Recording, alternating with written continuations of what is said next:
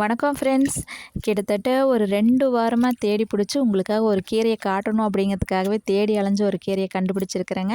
ஆராக்கீரைங்க. இந்த கீரை எங்கே இருக்கும் அப்படின்னு சொன்னால் நெல் வயல்களில் அப்படியே தண்ணிக்கு மேலே மிதந்துட்டுருக்குங்க. தாமரை இலை எப்படி மிதக்குதோ அதே மாதிரி மிதக்கும். அதே மாதிரியே தான் தண்ணியும் ஒட்டாது. ஆனால் சாப்பிட்றதுக்கு ரொம்ப டேஸ்ட்டாக இருக்கும் இந்த கீரை. இதோட இலைகள் பார்த்திங்க அப்படின்னா ஒரு இலையை 4ஆக வெட்டினா எப்படி இருக்குமோ அந்த மாதிரி இருக்கும்.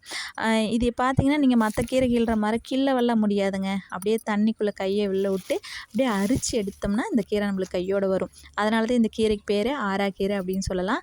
ஆனால் இன்றைக்கி இந்த கீரையெல்லாம் பார்த்தோம் அப்படின்னு சொன்னால் தலைக்கொல்லிகளும் பூச்சிக்கொல்லிகளும் அடிக்கிறனால இது முழுசுமே இன்றைக்கி அழிஞ்சிருச்சுங்க. இதை காட்டணும் அப்படிங்கிறதுக்காகவே நான் இந்த கீரையை பறித்தேன். இதை நான் டெரஸில் கொண்டு போய் வளர்த்து பார்க்குறேன். இது என்னால் வளர்க்க முடியுதா அப்படின்னு சொல்லி.